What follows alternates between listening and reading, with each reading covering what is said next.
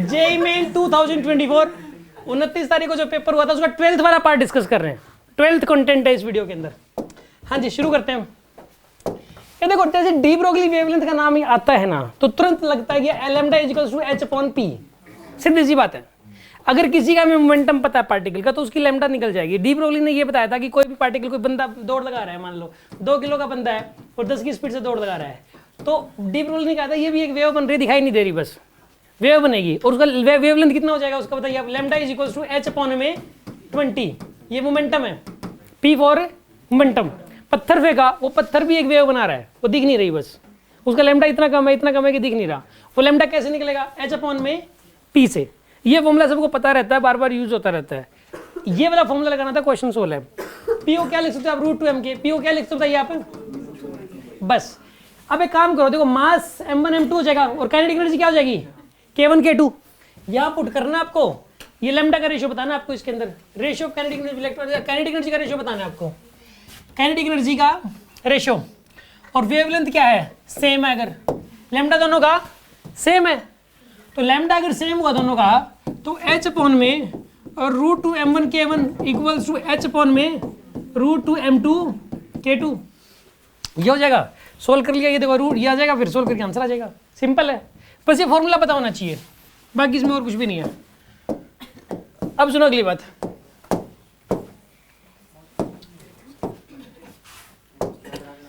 ये वाला क्वेश्चन है,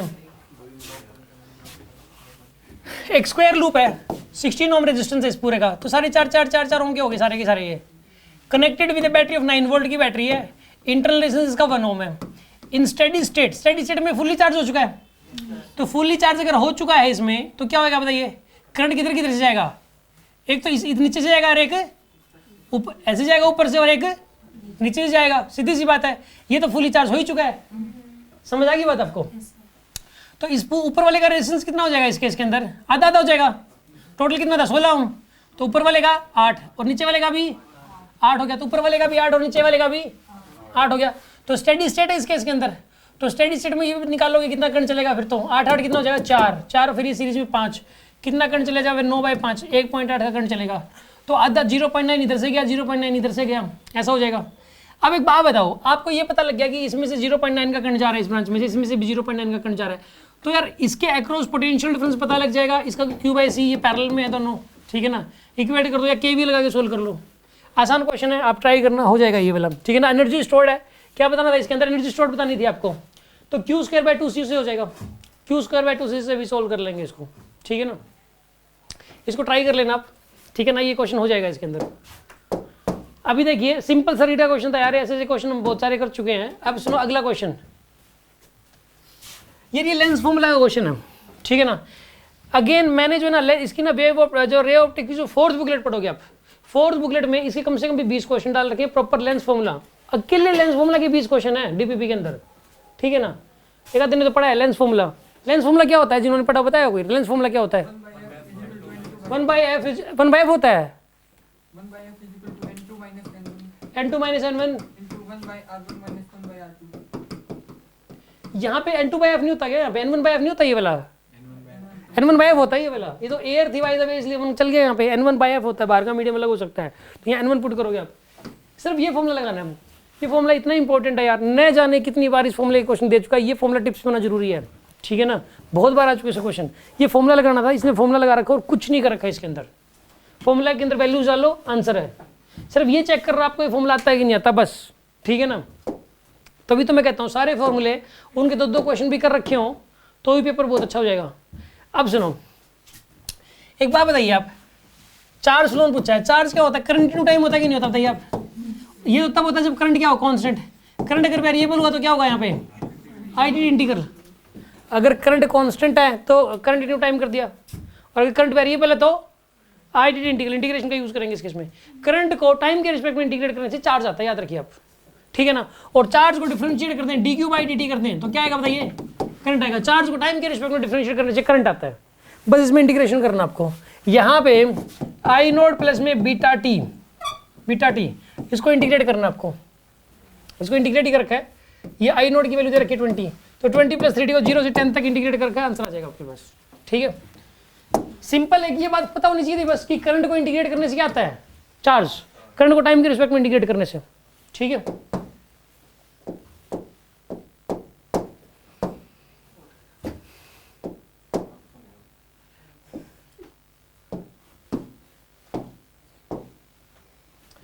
ये देखो बेकार सा क्वेश्चन है, भी मतलब आसान क्वेश्चन है बहुत, बेकार तो क्या होगा।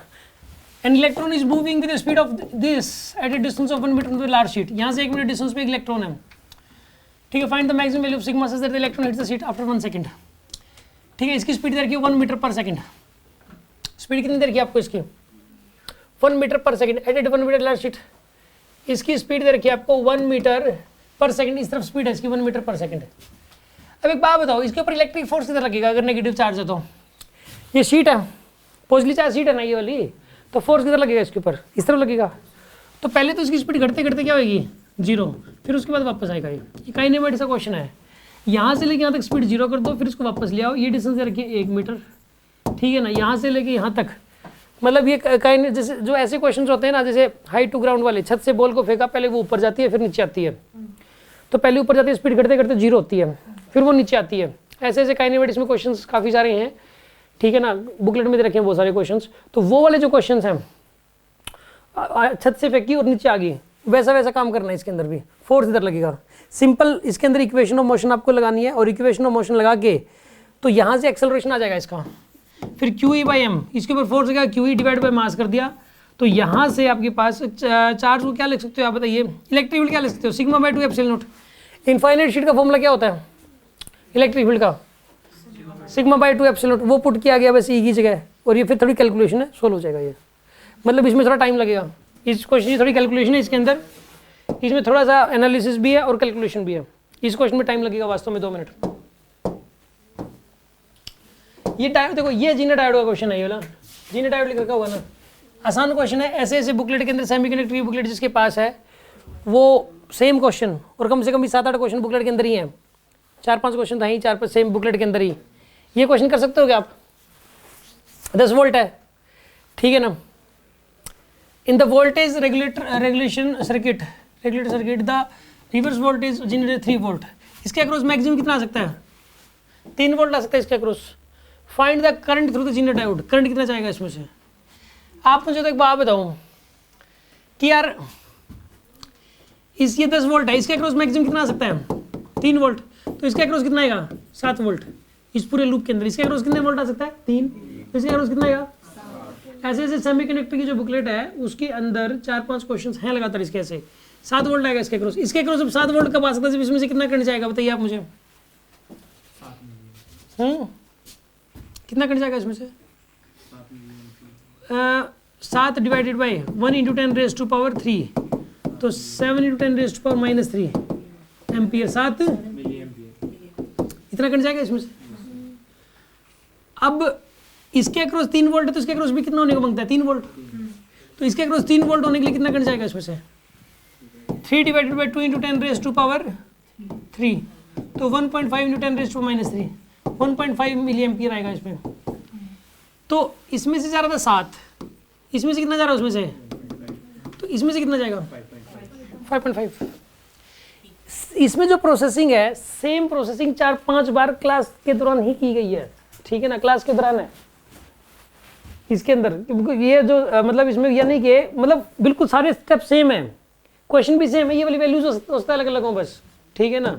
जीनर डायोड का क्वेश्चन अगर आता है यही बनता है एक, और कोई क्वेश्चन बनता भी नहीं।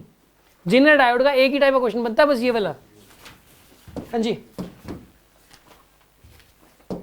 ये आपके सिलेबस में नहीं है। शंटिंग होता हो तो ये एक्स्ट्रा टॉपिक है, ठीक है ना। शंटिंग अभी तक हुआ नहीं है, ये बाद में करेंगे हम इसको एंड में। रेयर आता है ये, बाय द वे इन्होंने दे दिया, रेयर आएगा जेई मेन के अंदर, नीट के अंदर चांसेस और भी कम है। हाँ जी, अब सुनो अगली बात। वैसे यार कर सकते थे इसको बिना शंटिंग के, पीछे ना आता हो तो भी कर सकते हैं इसको, नहीं किया शंटिंग तो भी हो जाएगा, तो करें इसको। Consider circuit shown the figure, बिना शंटिंग के भी हो जाएगा ये, ठीक है ना। शंटिंग से तो जल्दी हो जाता है बस। Consider the circuit shown the galvanometer resistance is this, इसका रेजिस्टेंस कितना दे रखा आपको 10 ohm, and a current through the galvanometer is 3 milliampere. इसमें से कितना करंट जा रहा है, 3 मिली एम्पियर जा रहा है। Find the resistance of the shunt,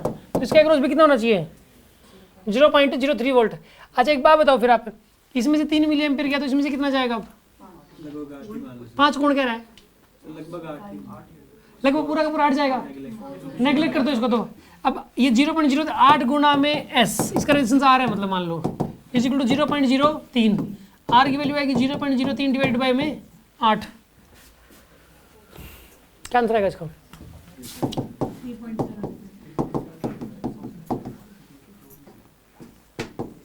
0.375 जो भी है आंसर आ जाएगा ये वाला।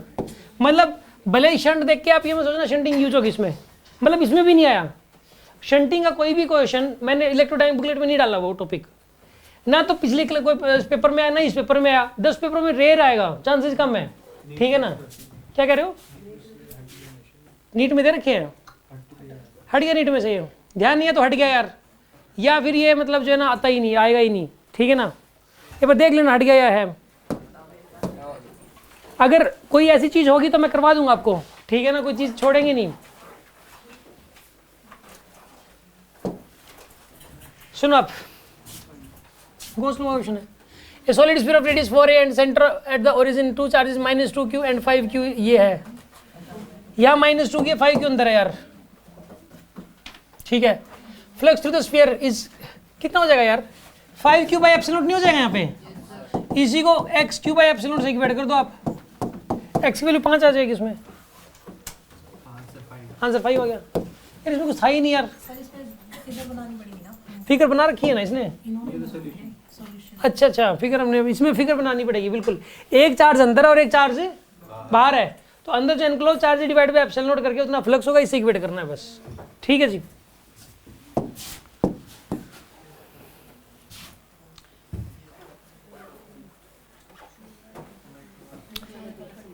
अगेन इसमें कुछ नहीं यार, आप एक बार स्टडी करना इन क्वेश्चंस के अंदर जो है, ये सिर्फ और सिर्फ मिरर फॉर्मूला लगना है इसमें। मिरर फॉर्मूला के इतने सारे क्वेश्चंस हैं, मतलब बुकलेट के अंदर मैंने डालने हैं, बुकलेट आपको मिल गई होगी, देखना आप मिरर फॉर्मूला के कितने क्वेश्चंस हैं इसमें, और टफ है बहुत, ये तो बहुत इजी था, ठीक है ना? सेम क्वेश्चन मिल जाएगा, आइडेंटिकल क्वेश्चन मिरर फॉर्मूला का, पहला दूसरा ये डीपीपी का, आप इसकी डीपीपी देखोगे ना तो पहला दूसरा ये, उसमें 1/3 लिख रखा है बस, ठीक है ना? ये हाफ है इसमें बस, सेम क्वेश्चन है। अच्छा एक ये वाला यार, ये एचडी सेम, ये डीपीपी का क्वेश्चन है सेम, वी और आर दे रखे हैं, आई की वैल्यू निकालनी थी तो एरर इक्वेशन बनानी है, एरर इक्वेशन बनाएगी और कुछ भी नहीं है इसमें। अच्छा अब सुनो, अच्छा एक है ना, एक बात बताओ, इंटेंसिटी ये वाला फॉर्मूला नहीं लगाना, इंटेंसिटी का एक जनरल फॉर्मूला मैंने बताया था, वो क्या था? इंटेंसिटी, अगर फेज डिफरेंस है दो वेव्स के बीच में डेल्टा पाई का, तो इंटेंसिटी का फॉर्मूला कौन बता सकता है? दो बच्चे क्या बताओ? डेल्टा पाई रूट के बाहर बताया गया था, कोस डेल्टा पाई रूट के बाहर मैंने बोला था, और मैंने कहा था रूट के बाहर नहीं बोला तो मैं आपको खड़े रखूंगा उस केस में, वहां से। और दो बच्चों को याद है अभी भी, ये बात होने के बाद, सुनने के बाद, सब कुछ करने के बाद भी दो को याद है, 3 को याद होगा। अब एक बात बताइए आप, ये फॉर्मूला लगाना है क्वेश्चन वाला ये, ठीक है ना यार? ये वेव की इक्वेशन है। अच्छा एक बात बताओ, E by B equal to C से होना है क्वेश्चन, ये बी उठा के यहाँ रख दिया। अब सुनो इसके अंदर एक बात बताओ, ये फॉर्मूला बताया कि नहीं बताया? E by B equal to, सिर्फ इस फॉर्मूले से क्वेश्चन सोल्व होना है। इसमें सिर्फ बी पूछा है, ई और बी, सी दोनों हैं, सी तो पता ही होता है, ई की वैल्यू दे रखी है, ये रही ई की वैल्यू 9.6 दे रखी है, और सी 3 × 10 बी आर निकालना है यार, निकल जाएगा तुरंत, मुश्किल है ये वाला।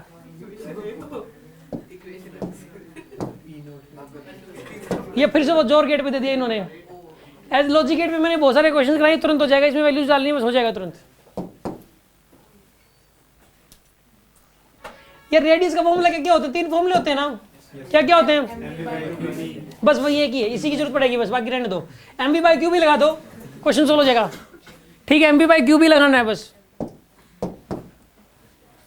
अच्छा एक बात हो, ये देखो ये आ गया इसका alternating current question, same question है क्या यार? देखो वी आर एम एस कितना हो जाएगा? 100/√2।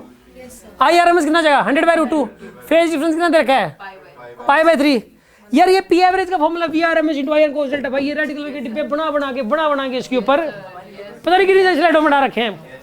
बस वैल्यू पुट करनी थी और कुछ नहीं करना था।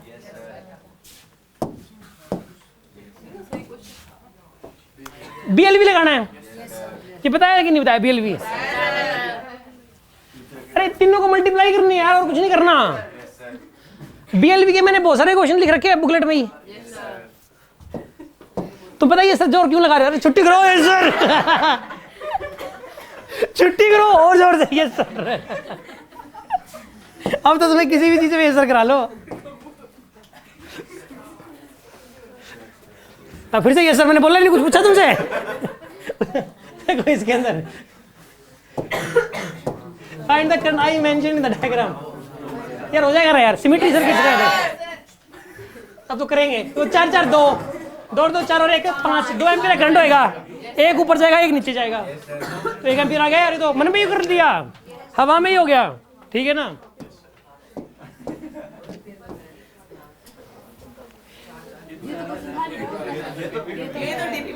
सेम क्वेश्चन है ना? ये डीपीपी कॉपी कर रहे हैं, बता दी बात है।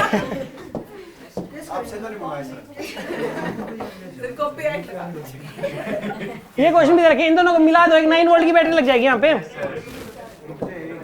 सुना आप, यहाँ एक 9 वोल्ट की बैटरी लग जाएगी ये वाली बस, और ये सिंपल सर्किट का क्वेश्चन बन गया एक, और कुछ भी नहीं है, क्योंकि ये 9 वोल्ट पे, ये 0 वोल्ट पे है। क्वेश्चन सोल्व हो जाएगा। रियल में कुछ भी नहीं है इस वाले क्वेश्चन में भी। अगेन ऐसे क्वेश्चन बहुत सारे कर लिए थे हमने। आ जाएगी ये मिरर फॉर्मूला के, मैंने बताया टफ क्वेश्चन है बहुत सारे। वो करने के बाद ये लगेगा यार ये कहाँ मजाक कर रहे हैं यार, मैं नहीं दे रहा रीड का पेपर। आपको ऐसा लगेगा ये इतना आसान क्वेश्चन है, ये यही का है क्या?